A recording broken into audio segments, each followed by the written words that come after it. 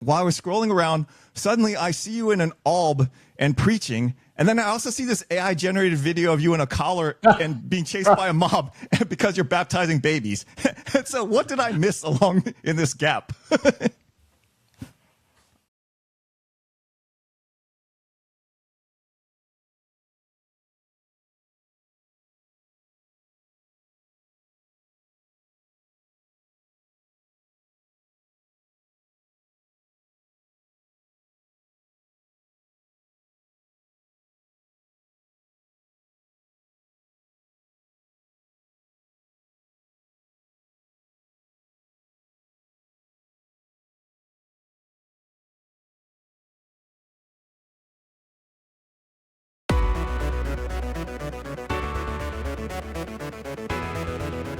Welcome to Synod Stories, a show about the Lutheran Church Missouri Synod, its past, present, and future.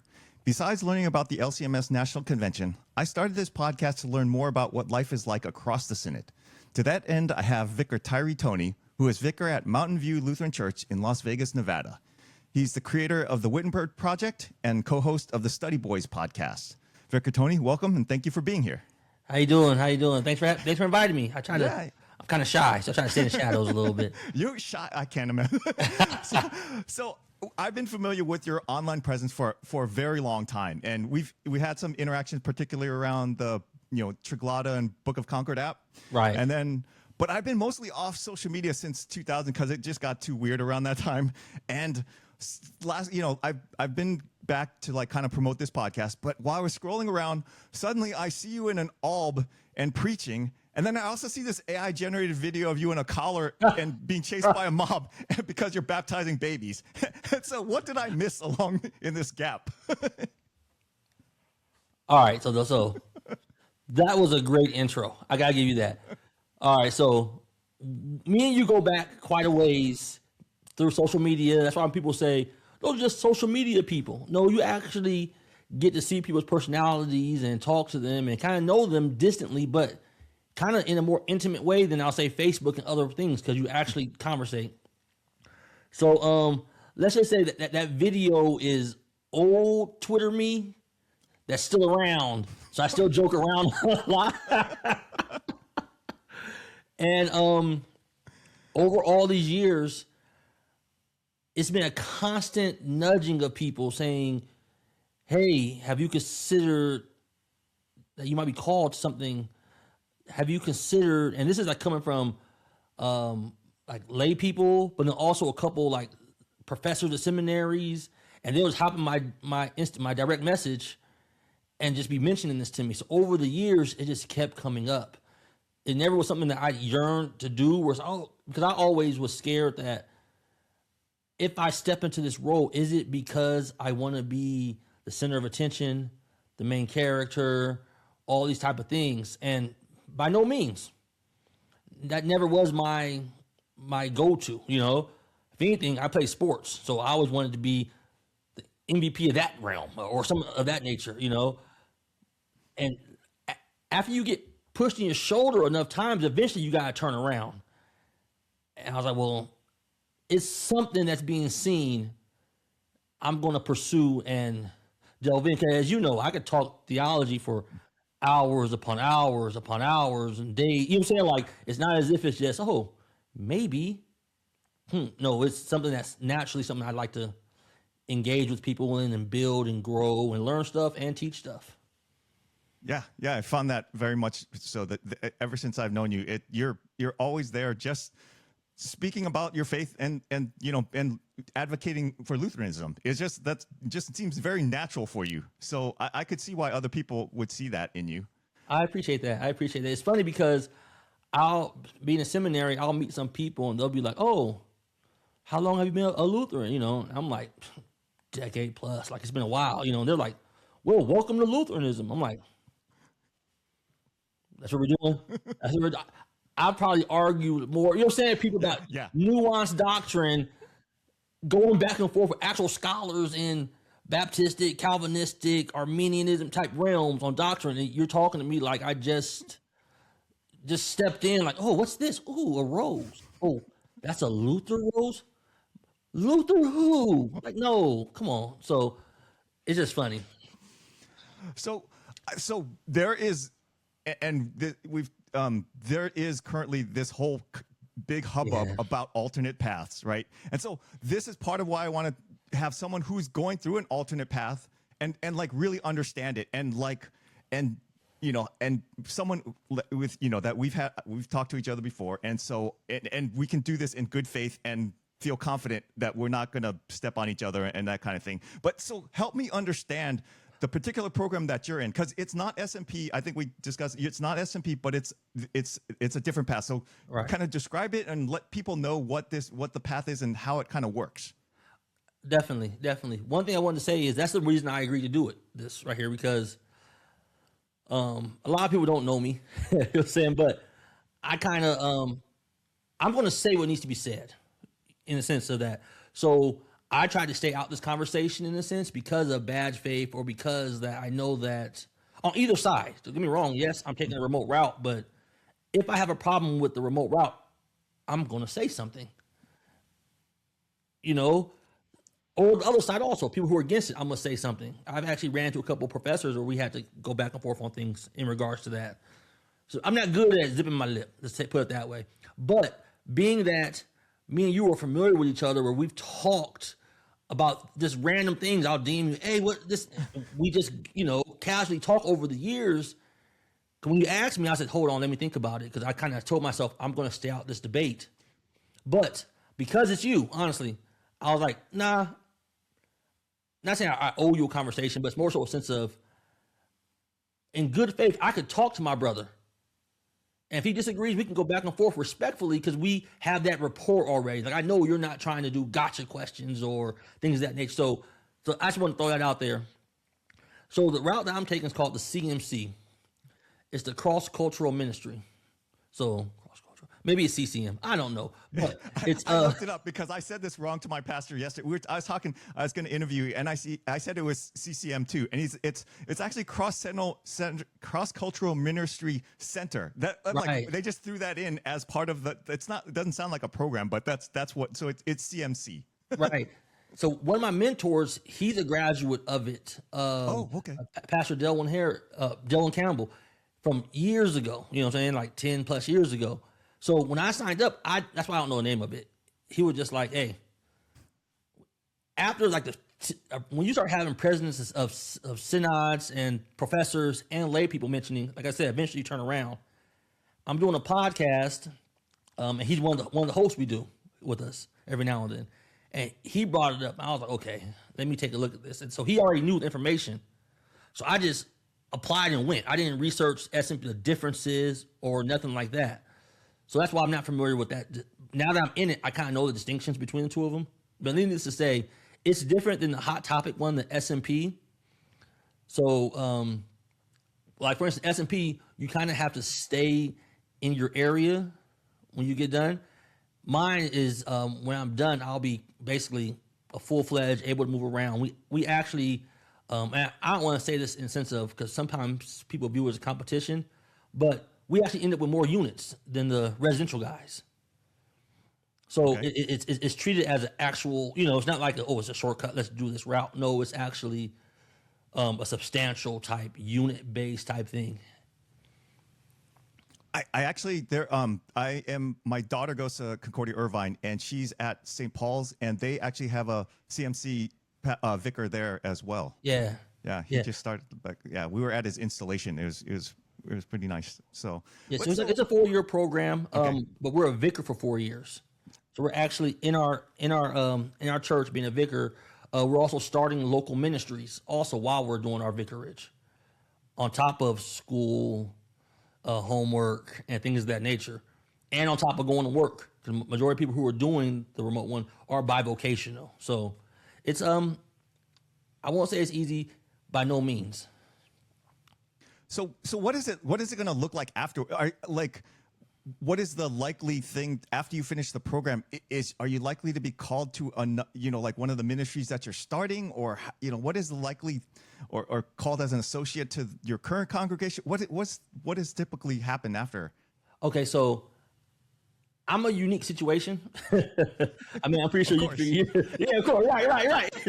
Exactly. You know, so, so with me, I'm not trying to get become a pastor of my church. Now, if I did, that'd be great, you know. But as I applied, and this is a conversation I had with the person who's in charge at the time, I will be able to go anywhere and take a position, but a lot of times it does set up to where you end up, the ministry you start, you might end up doing that full time because it's usually tied to your church, or it's somewhere locally you'll be able to help out with. But you can go forth to other places in a sense. So majority of the guys I see, well, perfect example, my mentor, Pastor Delwin, he did his in California, was at a church in some naming these cities out that your audience might have no idea if they're not, because you're in the Bay Area and these are all Southern California cities. So we're already talking places that aren't from where we're from.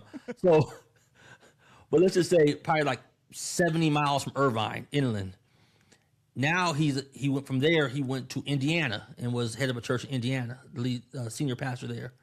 Now he's in Lansing, Michigan, head over 2 churches there. So you're possible to move around. For me, I'm not sure exactly what I'm gonna do. I mean, I think that it's rough because I do know there's a dire need for bivocational pastors, meaning that some places just can't afford a full-time pastor, especially in the regions that we're from, to be honest. Like, so me knowing that, like, I have a career, I have all this stuff, it's like, if I can do this and be a bivocational and not, I don't want to say hamper.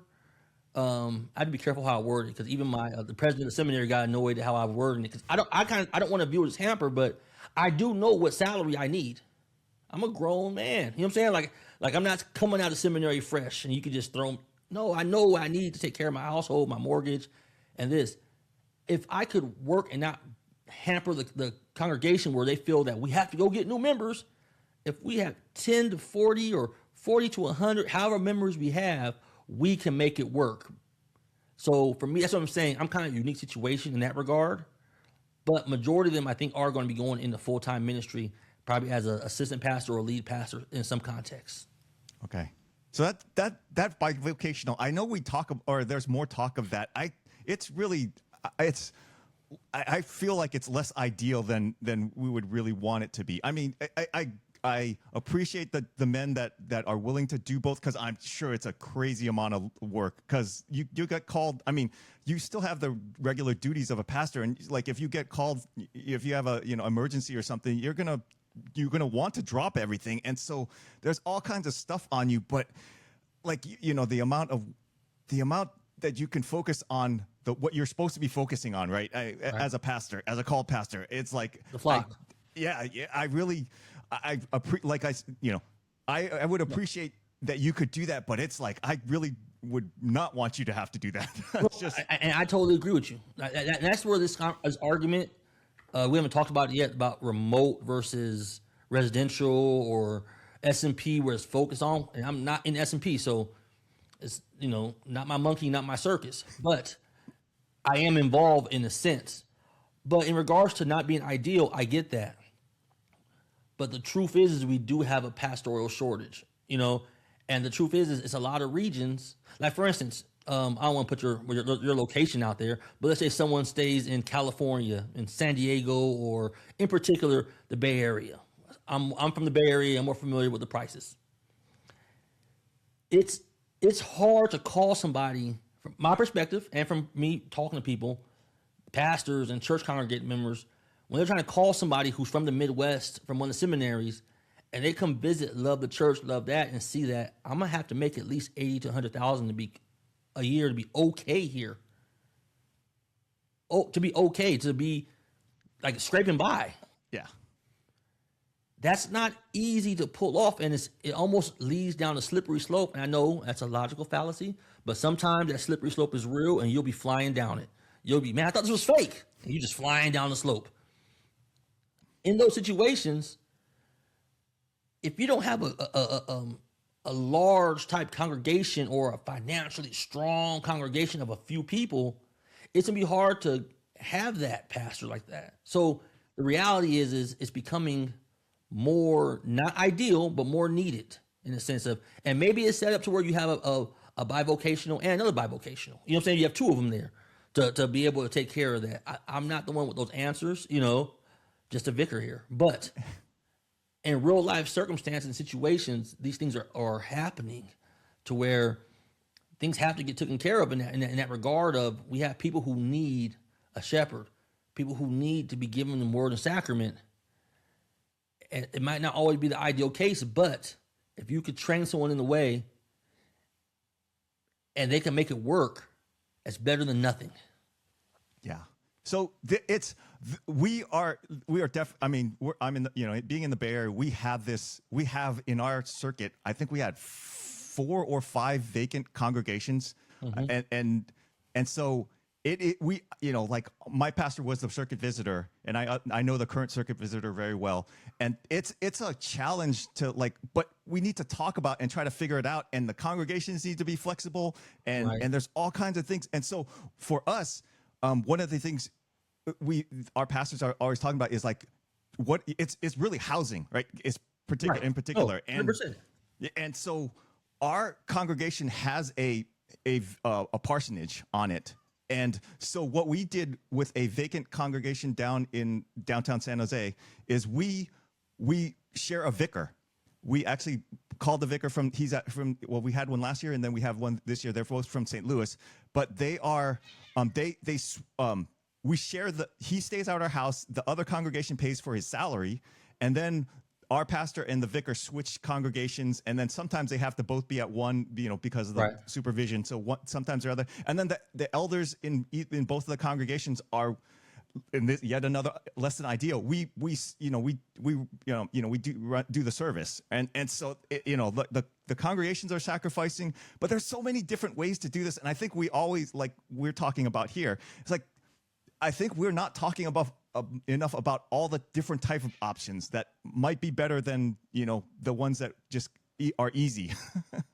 No, I definitely agree, and that kind of leads into the topic of what's going on now with the debates and the S&P. From my just observing it and then reading something on it and hearing all these conversations about it, it was set up for those type of situations right there. Because the church you just talked about, the one, I know it's a real church, but for me, in a hypothetical situation with that setting, if they had somebody in that community who was a faithful member, maybe an elder or somebody who was planted in the community, has a job, is making his means, and he's living life and he's okay here, he might not be able to go to seminary for those years and then come back. The reason why is because now he has to come back and find that $100,000 job again. And that job has to be flexible for him to be able to do this, where he's missing the tenure that he's already had. I want to address that first before I got to the end. Because I've heard all these rebuttals from people that's never been remote, that's been pastors their whole life, and there's nothing wrong with that. But I don't think they understand those circumstances. The S&P kind of was set up to where it's okay, we will work with this situation right here to make this feasible and possible so someone can get trained by the seminary professors. The people training these classes that are for the S&P and for my program, other programs, these aren't just some random guys. I've had Dr. Bierman as my professor. I've had, your cats are going crazy, but I love that, man. I want to see the fight. But I forgot my other pastor's name. Dr. Parks. We had a few scholars, brilliant men. I have a Greek professor, Dr. E. He's been studying Greek his whole life. Has a PhD. Man, these people aren't slouches. So if there's a way you can get this quality top-tier education and help those random small, I won't say random, but them small, unique situations, there has to be a way we can make it work. And a lot of times, this will be kind of rabbit hole, but people will take that unique, nuanced situation and then say, see, we should have remote seminary. And it's you're taking the unique situation we're trying to fix and adapt to blow things up and have this whole new dynamic, which doesn't fit the context. I was talking to this one guy online, and he basically was saying that, I'll get to it later on, but he's talking about there should be no age limit on seminary. Like we should have a 21-year-old senior pastor somewhere going. Like, I'm like, bro, what? Like, well, Timothy was.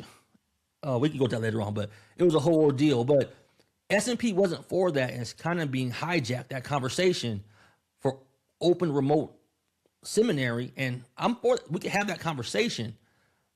But the S&P, if we're talking about the S&P, is not built for that. It's not geared for that. That wasn't the heart of it. Yeah.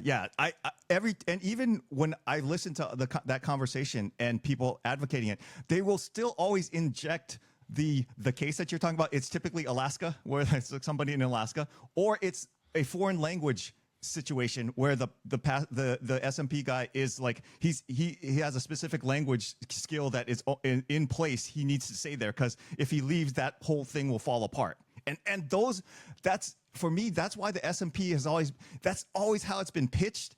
And Right. every time someone brings it up, then I go online and see, well, in Michigan, we have 3 SMP pastors in our congregation. And it's like, that was not what we signed up. That was not why we had to get an extra associate that's in-house. That's not what we, agreed Exactly. to. Right? Oh, exactly. And then the SMP, which people don't like this part of it, but I understand the need of it. Why, if someone goes the SMP route, they have to stay in that area. So it's not like, oh, I can do the SMP route. And like how the people I don't want to make it sound like I said, I have a problem with both sides. I agree with a lot of stuff on both sides, but I have no problem saying something to both sides. The people on the side I don't want to use right, left, because people have dichotomy with that. You know what I'm saying? I could do straightforward. You know what I'm saying? But the people on the anti side, they make it sound as if, the people are doing this is a shortcut route. And I can see that, but the S&P wasn't made for that. And then on the other side, the people who are forward are saying they should be able to go anywhere they want to. You're missing the context. This is to help this is more church focused. This church, these beautiful saints need someone to lead their congregation, and we're doing something for those saints. We're not doing something to make the path to pastor a new route. No, we're doing something because we have to help these saints. As you mentioned, so a language issue, a pastor in Alaska, I would use more intimate, personal ones where it's like places to where people won't go. Like, for instance, California, I hate to say it, but if you're not from California, you might look at that as a sin den. That's Satan's backyard. I'm not going there. It costs too much. Taxes are out of control. The politics, the way people are living. Why go there? There's people in my district that are saying a lot of our pastors we try to keep. Not saying like at their home church, but within the region, because they know the dynamic.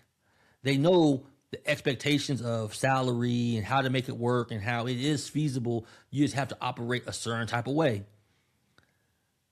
Someone coming from another area might not understand that. Like if you drop me off in New York, I'm gonna try to get a car, and you don't need a car. I need a car. I need a car. I don't know if you need a car. But I need a car. I just won't understand the dynamic. So it's a sad conversation that's going on, and both sides have their agendas, it seems like, but they're missing the point. And a lot of times they're using the S&P to achieve their agenda, and that's not fair to the S&P. So I'm a delegate to the convention next year, and when all the overtures and stuff come out, I'd like to come back, circle around with you and talk through those, the ones related to these programs that I think that'd be interesting to talk to you about, what people are proposing and what you see as far as what you think the overtures are trying to achieve kind of things. Yeah, the hard part of the overtures is only like, for instance, they have this thing called Koinonia in Vegas where they're going to be talking about remote. And they, from what I understand, invited a lot of people who are the anti-side to come out and actually let's talk, let's fellowship about this, to use best construct. Let's just say not many people are on the opposed side are participating. So far, it might change, but so far. But even that right there I'm at a loss for, because I think I told you, I don't know if I mentioned to you, but they have it the first week of January. noon, middle of the day. So this is about being remote, right? If you want people who actually are doing bivocational or actually who are remote, you can't pick a worse time in the whole year than that. I'm sorry. And maybe a lot of people don't understand what I'm saying, but just think, you have a job, so you'll relate to this. Most people with jobs get 2 days off for Christmas. The next week after that, they get a day and a half and sometimes 2 days off for New Year's. You expect that guy who's working remotely, who's doing this remote, to take another day or two off that third week. And then you make it middle of the day so he can't even try to get off early and go. That situation I'm in, I can't get off early and go. It's at noon. It's at noon. If you started at 3 o'clock, I might be able to tell my boss, hey, can I come an hour early? Leave 2 hours. I'll miss an hour, but I'll make it work. Those 2 days, I gotta be somewhere and do something. Noon, there's no conversation there. So even that right there is like, people, I don't think they totally understand what's going on, the realness of this conversation. It's like they want people who are, I don't want to say hypothetical, but they're gonna be arguing over things they've heard from other people or their interaction with other people. And I know two people who are in, one's in S&P and one's in my program that are going, but they had to take off. Well, one had to take off of work. The other one's he's a teacher at school. So yeah, well, he's taking a day off too, to be honest. So it's just nuanced things like that. It's like, we have to get some real conversations from people who are actually in the programs or graduate other programs to be honest and talk about what's really going on with these things and the faults on both sides. Because the aspect of, not S&P, but the aspect of remote with no boundaries. Now, the S&P, they up their age to 40. I'm not saying I agree with that. I think 40 is kind of long, but there has to be some limit. Maybe it's 35, maybe it's 33, maybe it's around there, But when I don't want to mention names, but there's people who are loud and proud about asking for remote. And they recently did, matter of fact, I don't care. He was the King of the King. Well, B, man. Yeah. So the guy, Zach, he did one and he was talking about it. And I asked him in the comments, I said, hey, I'm not saying 40 is a good age to move it to, but what age limit are you suggesting? And he was like, well, I don't really know. How are you in this conversation? You haven't thought about the age limit. How are you in this? You're going full bore for the 40s wrong, and we need to have remote. You're on 10 for those, and you haven't literally sat down and assessed your thoughts to see where that age line should be, or if it should be one. So if a kid, first off, some people don't want it to be a bachelor beforehand. That's a small minority. But if, let's say there is a bachelor beforehand, so they go to college from 18 to 21, let's say 22. You expect a 22, 23-year-old to be doing remote schooling and taking it as serious as someone who's more so geared in life. And people will say, there's no biblical recommendation for age. When I read 1 Tim, he says leader of a household, I think it's in context, it applies that this person has some seasoning to them, has lived life, has some responsibility. When it says, can they manage their own household? I think that implies something. At 22, they're still on their mom's dental. You know what I'm saying? Like they might not even vote for president yet. I'm not joking around, but in a real regard, it's like, we need to have these serious conversations if you want to talk the remote thing, separate from the S&P. And I think they're going to go there and talk about the S&P in those situations. And it's like, that's not even a conversation. It's the side who's pro it wants to use this for their advantage. And the side that's against it is just against it already in general. The gold standard, some stuff they say that's idiotic. Yeah.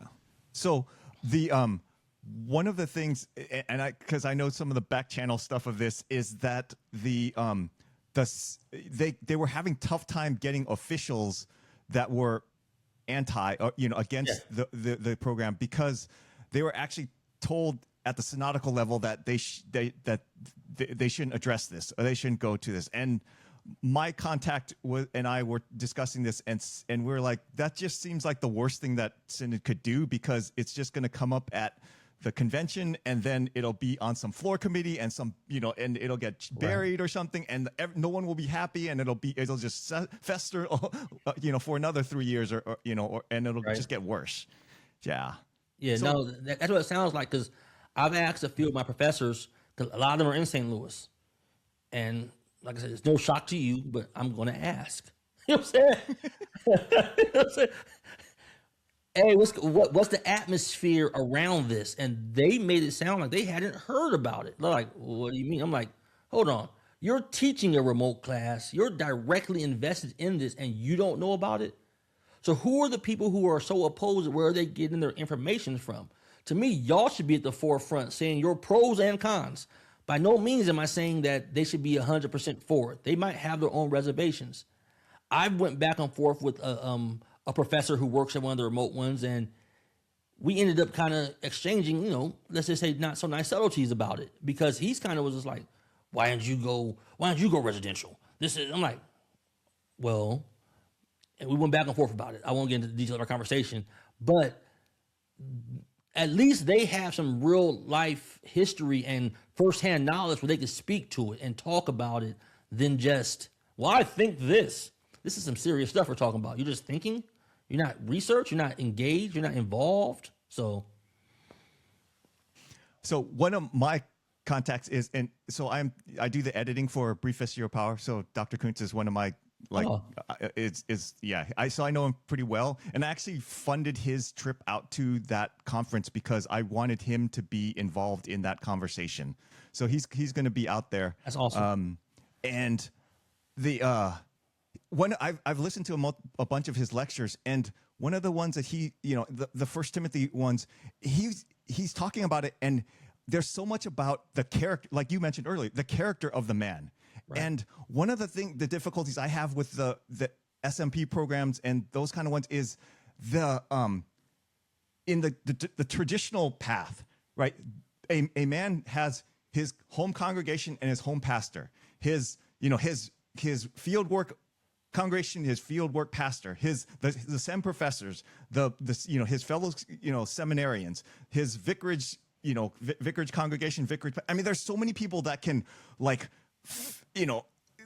vet that this young man or this person is going to be is competent in multiple areas, and that for me, that is this the area that I have most concern with, because, and I talked to my son-in-law is a professor at Fort Wayne, not the seminary, but at Purdue Fort Wayne. He's a CS professor, and he talks about academic inbreeding. And so my concern is that the way that the SMP is going to be used is that it's going to be internal to this one congregation or this vertical of congregations, and it's going to be a theological, I don't want to say inbreeding, but theological echo chamber. I'll go theological. I know what you mean. I was wondering how you're going to say it. I was thinking he's going to say incest. He's going to say incest. Inbreed's better. Hey, that was a good one. I got to give it to you. I didn't want to say it, but I'm thinking in my head he's going incest. He's going incest. So last time with Pastor Steckar, we talked about cocaine, and now with you, we're talking about incest. So no, you're talking about incest. Don't say nah. Don't bring me in that. But that is a fair concern, to be honest. What I would do, I'll present the other side of that also, because there is another concern also. Yeah. Because, well, first off, the age range you're talking about is that mid-20s pretty much, which is a fair conversation for the remote aspect of it. I get that. We also have to look at the aspect of a lot of times these young people come out of seminary with no life experiences and are expected to lead a congregation, and those congregations run over them. I don't make it sound like all of them do, but from people I've talked to, when they talk about the young pastor come in and this, and a lot of times, I won't say a lot, but some churches pick a young person because they know they can mold him and this and that nature. So it happens either way is all I'm saying. So it's a fair critique you mentioned, but we have to be fair and apply it to the other side also, because it still does happen in that regard. What I will say is if we're talking about that young age range, I do think that they personally, this is my personal view, they probably would benefit more from having the actual mentors there with them on campus, because They don't have their home. I mean, I need home congregation, but actually they don't. A lot of times they're leaving there to go to St. Louis or to Fort Wayne, and they end up at church around their campus and things of that nature. So they don't have that support, and they end up having to just rely on their mentors and the pastors and the professors and their fellow brethren. And that bond is awesome. So in my program, we mentioned earlier, every year we have to meet together for like a month. So last year it was in Irvine. It was new for me, right? And I'll tell you, it was a blessing to actually be there with my brothers in arms, and we're just sitting there talking theology and singing hymns and all this type of stuff 24/7 for 3 weeks. I will not knock that experience, and I think it's very valuable. Even for someone who's older like myself, it's that much more valuable for somebody on the younger end of the spectrum who's 23, 24. Secularly, let's just say their brain's not fully formed to 25, they say, medically, you know what I'm saying? And even if someone doesn't agree with that, I know how I was at 23, and even if you're close to what I was, I don't think that you're really ready to be just relying on yourself to go through and study this or the significance of it. And some people, yes, but we're talking about the majority. That's the thing. Everybody, I know a mature 19-year-old. Okay. So now let's move him to the side and go to local high school. You tell me, at all these 18-year-olds, how many of them you think is even responsible enough to be on their own in that regard and take it serious? Because this isn't like college. These people are going there to be shepherds and be in people's lives from birth to death, shepherding and caring for these souls. This isn't like I could change my major later on. We have to take some caution in regards to that. Now, as far as older, I benefited a lot from the summer program. I do think it's kind of far-fetched to expect someone to have 3 weeks of vacation they can use every single year, if we're being honest about this, and I'm living it. So it's a struggle, you know. I have a big gripe with that, but that doesn't mean it's not beneficial. I had a time of my life out there with that. It was something new for me.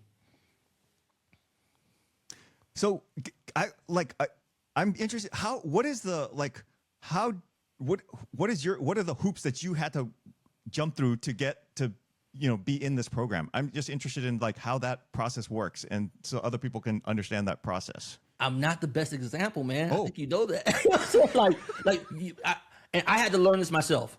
Okay. Like someone told me, they were like, well, first off, I know Vicar Toney, but majority of people in the Lutheran religious world call me Lex. Okay. So they were like, when I applied, it's like, oh, I kind of seen you before. You know what I'm saying? So it's like, I do various things to where I'm in the, I don't want to say a yes is easier for me or a no is harder for me to get, or vice versa. But I know I've heard stories like my one friend, he had to switch churches because the other church was in more of an area that was in need than his home church. So there are stories like that. For my situation, it was more so a sense of like, I don't want to say let's get you out here, get going, but more so a sense of you have a unique thing where you're already out here. We're not trying to decipher if you really want to be in people's life and ministering to them. So I don't know if they have some type of metric where they're actually assessing those things with people on this. When you see somebody who's already put in, let's say 6 or 7 years of online ministry and is involved in reaching out to people, and I'm not trying to pat myself on the back. I'm just saying in regards to someone from the outside looking in, in that regard, where like, oh, what references do you have? Oh, you're somebody who I could have like a reference from Pirate Christian. I could have a reference from that one guy. I think his name is Flame. I could have a reference from random other people, and they're like, yo, who are you? You know what I'm saying? So I try not to use myself as an example because I'm coming in as somebody who, like, I did a Lutheran Book of Concord app. You know what I'm saying? Like, with your help, of course. You know what I'm saying? But your motivation. But so it was a little different for me in that regard. But I would say typically, it would have to be somebody like your pastor has to sign off on it. You have to be at your church for a certain number of years in that regard. I think maybe a position of leadership. I'm not sure. I'm not sure on that though, because as I said, that probably wasn't asked because they already knew. You see what I'm saying? Like, oh no, I already know that you're involved in this. So there might be things that I'm not aware of that was already boxes that were already checked because of things I did that other people more so had to talk about or show proof of, in a sense. Not saying I took a shortcut route or they made it easy for me. By no means am I saying that. I'm just saying people might have already knew certain things about me because I'm more public in a sense than other candidates so they might have had to go a different route to show, oh, yo, I've been an elder for this many years. Compared to me, it's like, oh, yeah, I know you've been an elder. I saw this when they wrote about you in the Lutheran Witness. I saw this, or you see what I'm saying? So it's a little different, but those pretty much are the hoops you have to go through in a sense. And of course, you have to have a bachelor's degree, the same type of qualifications in a sense. So kind of just, you mentioned it, but like the online Lutheran media space, like what is your critique of it, its current state? I'm just interested to hear what you... Oh, man. Yeah, this is going to be a hot topic. I hate it. Not because it's bad. I think we need more of it, to be honest with you. I think we need to move more as a unit. I think there's too much animosity and too many people doing their own thing. And this is just the Lutheran one. I'm not talking about globally, in a sense. Like, for instance, the example I always use is this. John MacArthur and John Piper weren't friends. They didn't like each other. You know what I'm saying? But they would work together to do a conference, to get the word out there on whatever it is they were opposing or teaching on. They would come together. R.C. Sproul MacArthur, we have a Presbyterian Baptist. Time out. By no means am I saying the Lutherans should be doing that with some. I'm not. So don't think I'm going that route. What I'm saying is all these people claim to be Reformed. That's their bond. For our bond, we had the Book of Concord. So I just want to clear that up. But they'll work together. We have a Lutheran online people presence, you know. They don't even retweet each other's stuff. They don't even support each other. They won't get together and do a conference where it's like get our tradition out there to attract more people, to inform more people. If it wasn't for online, I probably never would have heard of Lutheranism. To be 100% honest, I never would have heard about the Book of Concord or the Pure Gospel or Law and Gospel. If it wasn't for online. So now that we are in this area, I wish that we would highlight each other. Where if someone does a podcast and you talk to them a couple of times online, you know it's solid. Even if I don't listen to the episode, I might retweet it a couple of times. You know, I might one day DM, hey, why don't we try to cross promote? Why don't one day I go on your show, you go on my show, so we can reach for. I wish there was more of that. There isn't any, to be honest. Like, for me, Brian Wolfmiller and Pirate Christian are the only two people, and rest in peace, Reverend Dr. Paul McCain, are the only people, and it might sound like a lot, but Paul McCain's been dead for a couple years, and with him, it wasn't a sense of, hey, let me market you. I was encouraged because he would just hop on my videos in the comments and in DM, and me and him kind of developed a little friendship, just talking, and that encouraged me. For people who don't know, he's one of the editors of the Book of Concord, like the CPH version. So separate than him. But Pirate Christian and Brian Wolfmiller are the only ones who will retweet something I do or be willing to just work with people in a sense and cross-promote and try to get the word out there in a sense.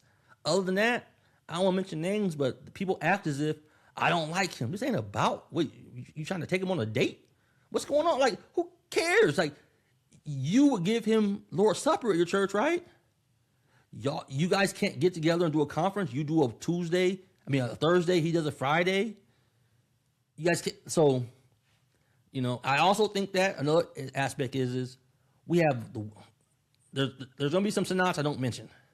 We have the Wales, LCMS, ELS. Sure, we're not in pulpit fellowship.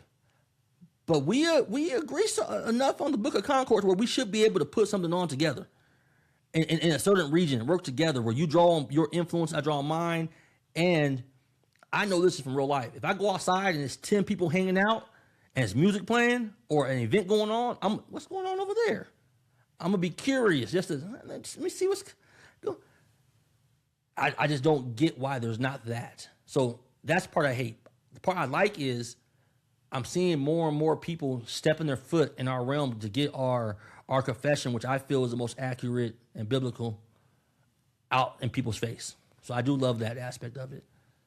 Another thing I hate, I told you, this is one I know to talk about on my podcast. I try to stay away from it. A lot of the ones that are ran by, the ones I love, in a sense, a lot of them aren't pastors that are coming, the new ones coming out. A lot of other ones, it seems like their main goal was to tear down the tradition, to be honest. Like a lot of ministries where it's like a lot of this stuff right here with the this remote seminary. You rarely hear anything positive going on. You have some that focus on quote unquote racial issues. You never hear about positive stuff. All you hear about all these things is like, I get it. There are things that need to be addressed. But at some point, you got to celebrate the good. You got to celebrate the good. You can't just focus on the bad. So those are my two issues with the online landscape. I totally get. I completely understand what you're saying. There's that part of me, and because we've been in this for so long. There's still that, and I don't know a better word for it, and we can, the confessional missional divide. And there's just not a trust in, especially when if there's a conference and then you go, well, is there going to be worship at this conference? And that thing, even though we're Lutherans, that just saying there would be a worship service, that would cause so much angst, between both sides. And here's the funny part, though. I don't understand that. Is because I understand what you're saying. I don't understand that question. This isn't church. You know what I'm saying? Like it's a conference. It's a gathering. Like, is it going to be worship? Because when we say worship, people, and I don't know how many non-Lutherans you have listening. We're talking about a service. We're talking about divine service. Typically, we're talking about, you know what I'm saying? We're not just talking about us singing a song. We're not just talking about that. Why are you treating a conference like it's church? We can get together and talk about these real issues, or get together and talk about 3 uses of the law, a conference on vocation. We can get together and do these things and go home and be at church on Sunday. Like, I think that's the part I'm talking about when it comes to these arguments. Like, those things people get hung up on, and those shouldn't even be an issue. But the missional guys, they put their flag in the dirt. And the confessional guys put their flag in the dirt. And I come by and try to push over both of them like, you guys are idiots. Both of you guys. What are you talking about? This isn't church. Are we going to say the Lord's Prayer if you want to? What? This isn't a service going on right now. You know what I'm saying? Like, it's the koinonia thing, perfect example. I don't know the setup, but hypothetically, if someone was to say, well, are we going to worship? We're here to talk about things dealing with the church body and things going forward in that nature. Can we pray together? Yes. If the wells were there, we'll give you all a room. Y'all can go off and do your own thing. We'll have water and juice boxes and cupcakes in there for you guys. But other than that, yeah, we can pray together, but it's not service. Sorry, Wells. I mean, throw a shot at y'all like that. Just funny, because my daughter went to a Wells High School here, and and she was like, they had chapel and they would pray, and she's like, you guys aren't even good Wells. I'm like, I'm here and I'm praying with you. She was all confused because we going in, we knew what they that you knew what it was. Yeah, we knew, and she was like, no, they're praying with me. I don't understand it. They're not good at being Wells. I'm like, yeah, yeah, no, and I heard a didactic breakdown of it, but in general, it's a fair critique. I think you know what I'm saying. Like, they can pray with other people, but it's a fair critique. Yeah, but yeah. I guess so. The other thing, though, could we even agree on a conference topic? Because I'll give you this: because of the best practices side, there's that Bivocational conference in Arizona, which is like all the missional guys talking multi-sites and things like that, and then there's symposia, and like those don't really overlap, and so I almost struggle to know what kind of conference would attract both of them. And there should be, but I'm just saying it just doesn't feel like there is. And there should be. because we have so much that we should be talking about. If we really find unity in the Book of Concord, there should be no reason why we can't get together and talk about what unites us. That's the way I sum it up. That's where our unity is. And this is going to sound biased to non-Lutherans, but I stand on it. And as you know, I've always professed this type of stuff. I think it's the most clearly articulated, faithful position explanation of Holy Writ.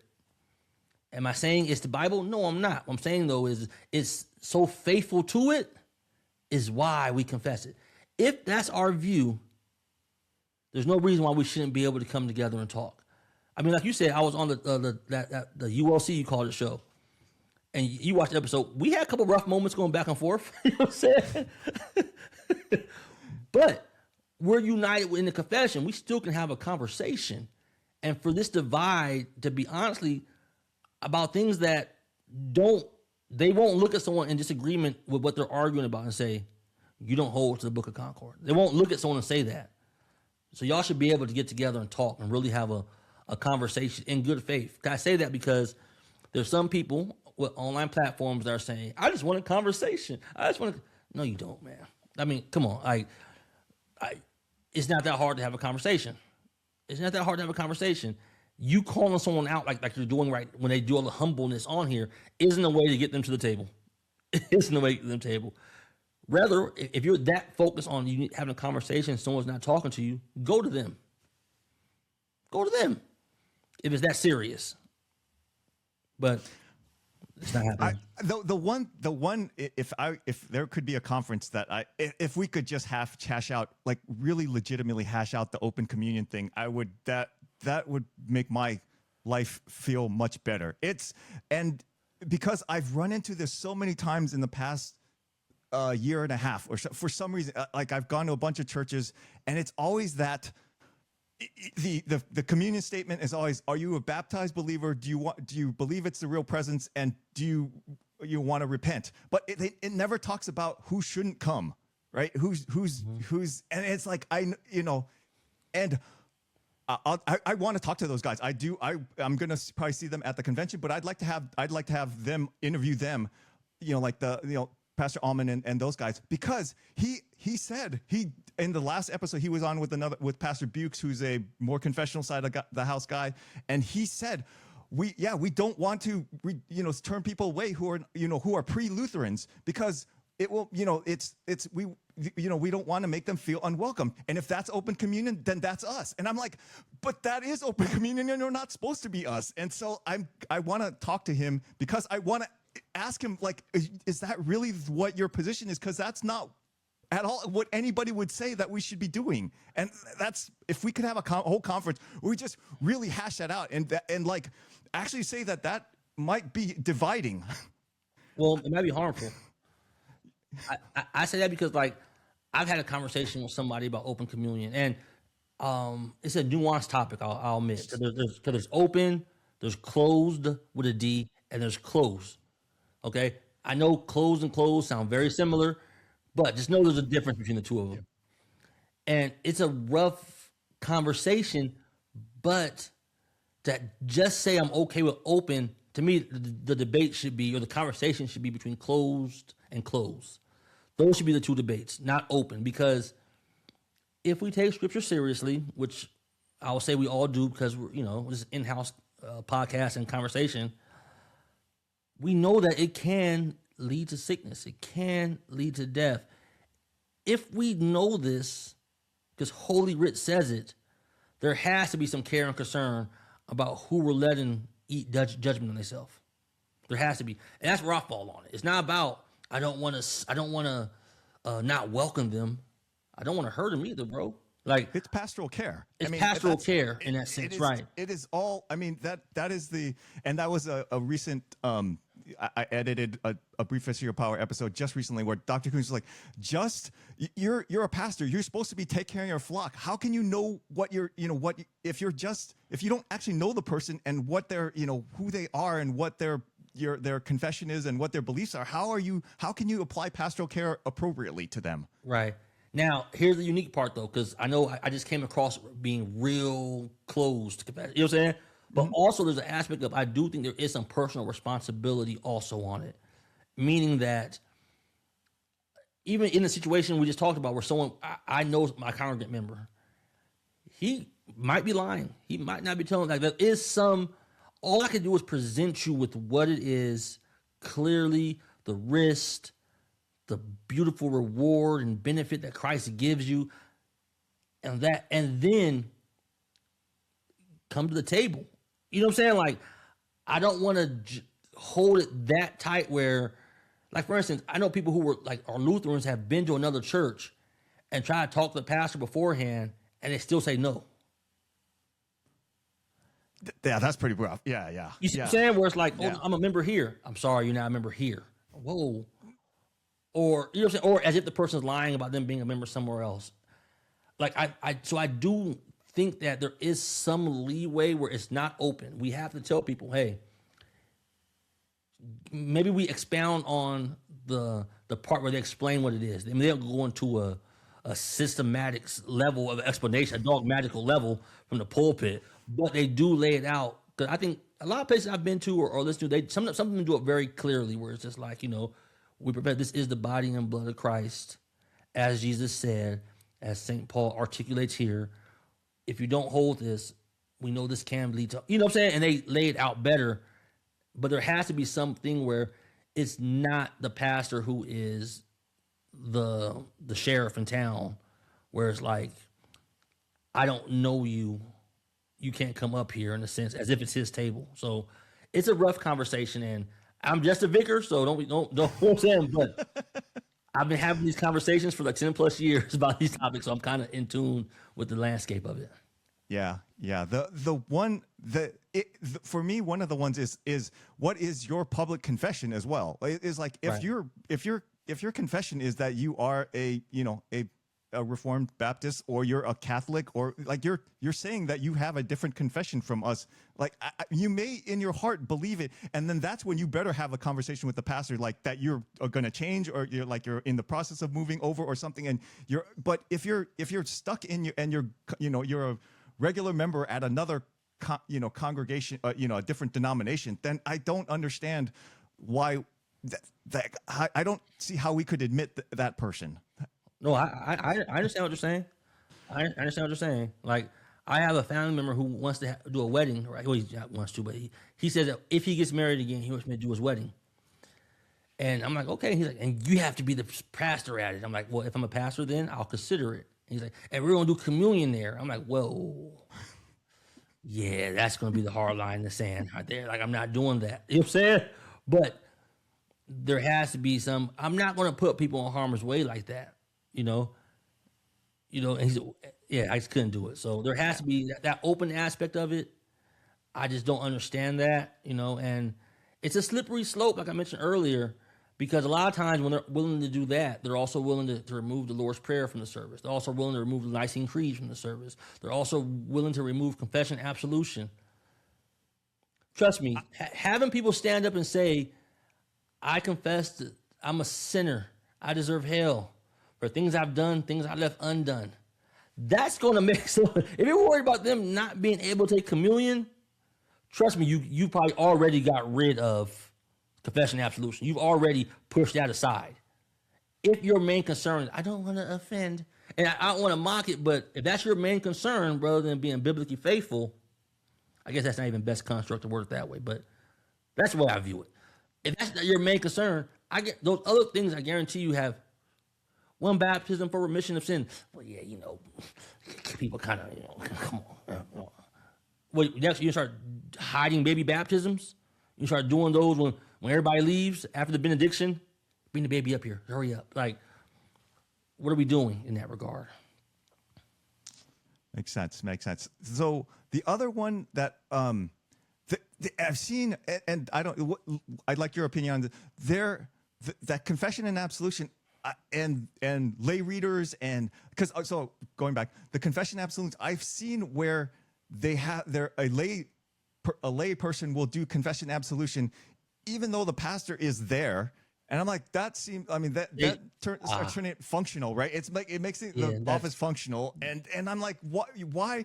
Yes, we are all priests, and we as fellow Christians, we can absolve each other. But in the service, that's like the public, that's the public administration of the office. And that pastor should be the one absolving. I'm like, why are you, I don't understand sometimes. I don't get that. I view that as, if me and you were in a plane, right?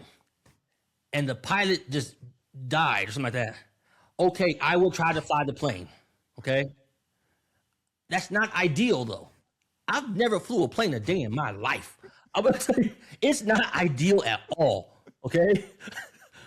That's the way I view that. Like, if I'm talking to my brother or this and my friend, and yeah, man, God loves you. Yeah, man, he's there. He'll forgive you. Yeah. When it comes to the office of pastor in front of all these people, no, like, that should be the person who was called in the office of pastor. As they say, and I love this about Lutheranism, because you'll know exactly the part I'm going to mention, where he's like, as a called and ordained servant of Christ. That means something. That means something. Not as a friend of the called and ordained servant, as the nephew of one who knows somebody it's not that. That's not what they're saying. That's not okay. That's not, there has to be some type of order and good structure. So no, I don't, that right there, that's where we start playing loose with things, and we have to remain in some type of order. As Matthew Harrison, President Matthew Harrison mentioned, we're not evangelical. Let's stop trying to act like it. Like, there's certain things that we hold as good and salutary, and we should.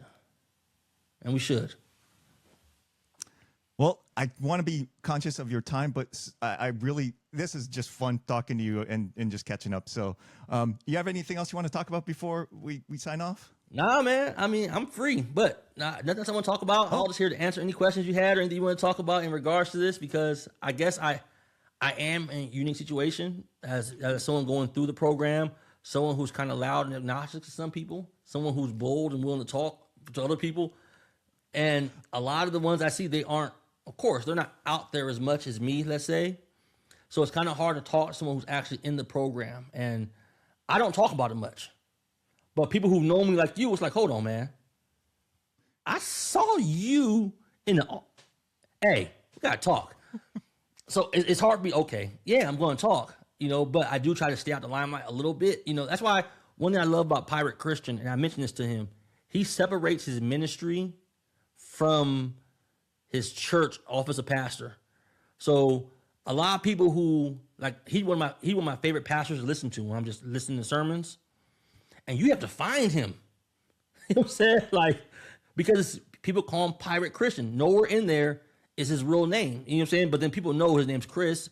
But you still have to go, and he doesn't broadcast that. He doesn't market that. So that's one thing that I've learned from him, and that I really appreciate, is that he definitely views him being a shepherd and the protector and leader of his flock differently than his online ministry of reaching people. So, I mean, someone has to talk about this stuff, though, who's actually in it, living it, and can speak on it.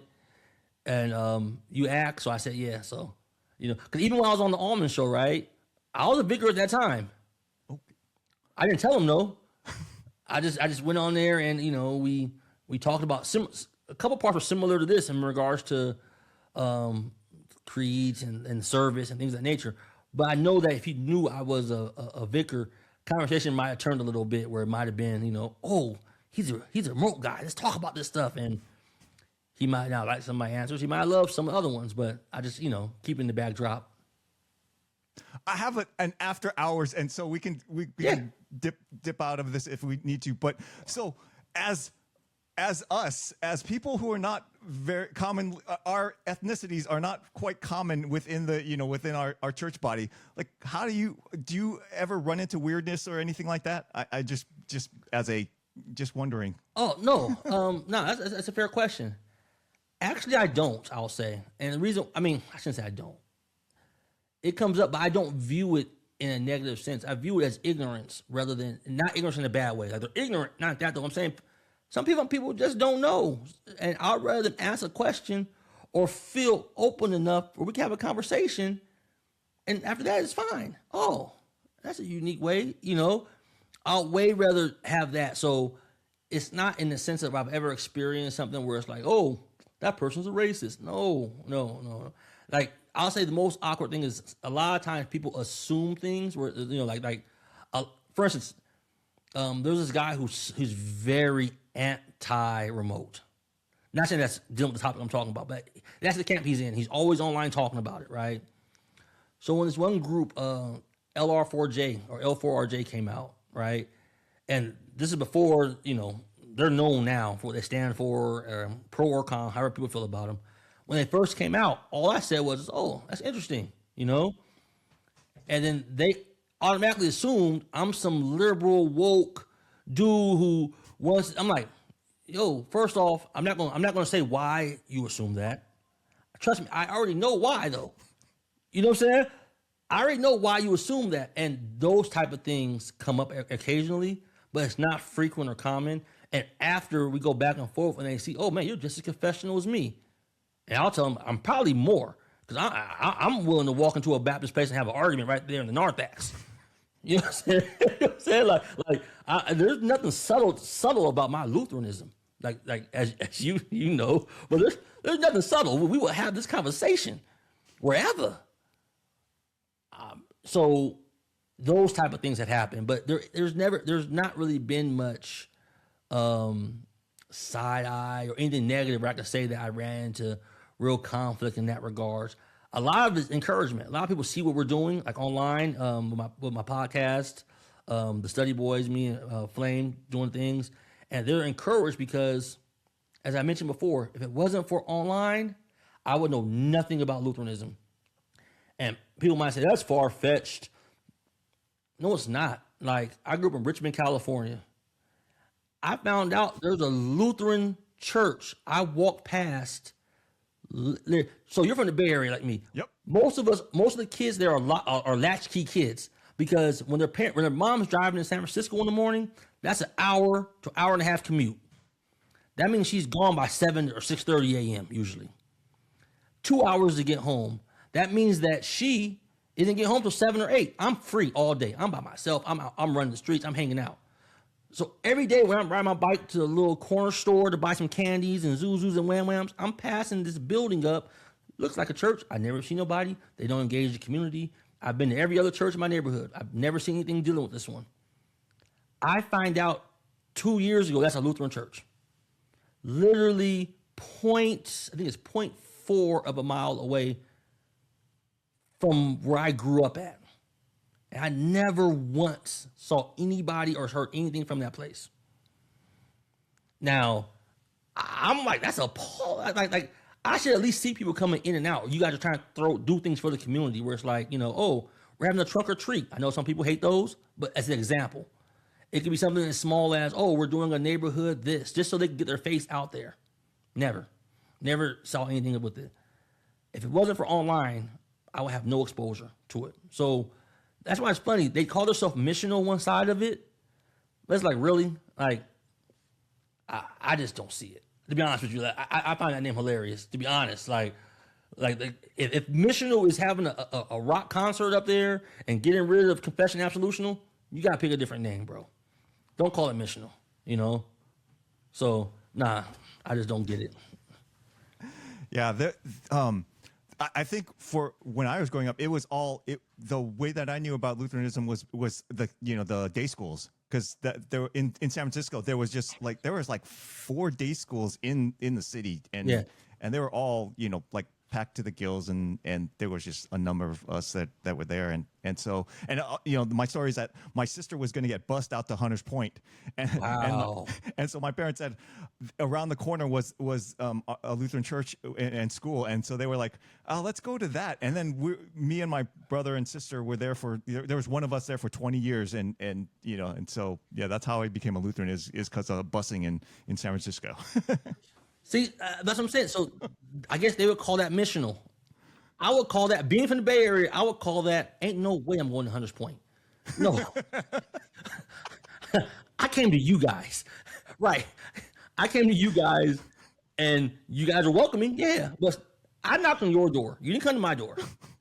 You know, so it's like if we're going to be missional, there's no one better missional.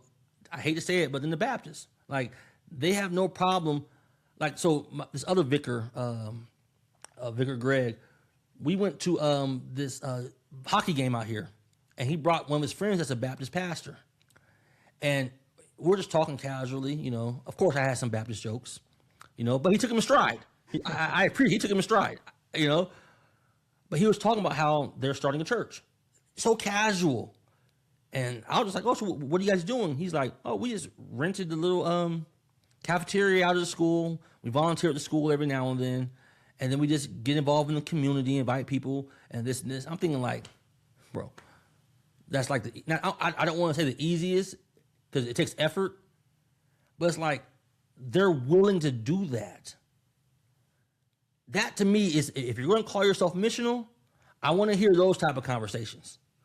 I don't want to hear about you arguing about remote. I don't want to hear you arguing about, can we have a guitar or not? Listen, I don't care about your guitar. You say missional, get out here. Get out here. Like, yeah, so it's funny. Hunter's Point, huh? Woo. Yeah. That was a little bit too far for my parents, but yeah, late 70s. It was that whole era, and so it was a little scary for them. We're actually, but the weird thing is, my mom actually grew up in Hunters Point because we're Japanese American, and it was like before the war. They were that was like it was working class, but it wasn't like it wasn't Hunters Point that the 70s Hunters Point. Right. I know what you mean.